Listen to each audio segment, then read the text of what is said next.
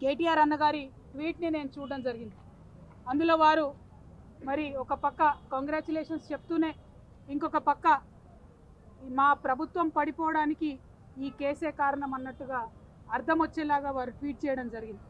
ఇవాళ నేను పొద్దున్నుండి BRS party social media ఏదైతే అనేక రకాలైనటువంటి కమెంట్స్ చేస్తూ ఉన్నారో, ఏదైతే మొత్తం బీఆర్ఎస్ పార్టీ ఇక్కడ రాష్ట్రంలో ఓడిపోవడానికి ఈ కేసే కారణమని ఒక ట్విస్ట్ ఇచ్చే ప్రయత్నం చేస్తూ ఉన్నారో, వాళ్ళందరినీ కేటీఆర్ రామారావు గారిని సూటిగా నేను ఒక ప్రశ్న అడుగుతా ఉన్నా.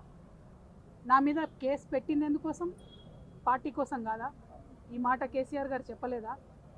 మరొకవేళ నా మీద కేసు పెట్టింది పార్టీ కోసమే అని మీ అందరికీ తెలిసి ఉంటే ఇవాళ మీరు ఏదైతే ట్వీట్ చేసిండ్రో అది నిజమే అయితే నేను జైలుకి వెళ్ళేంత వరకు కూడా ఒక్కసారి కూడా మీరు ప్రెస్ మీట్ పెట్టకపోవడం ఎందుకు?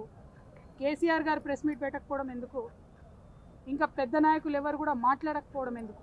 అంటే ఆనాడేమో నేను ఒంటరిగా ఫేస్ చేసుకోవాలి, పార్టీ సోషల్ మీడియా కనీసం సపోర్ట్ చేయదు.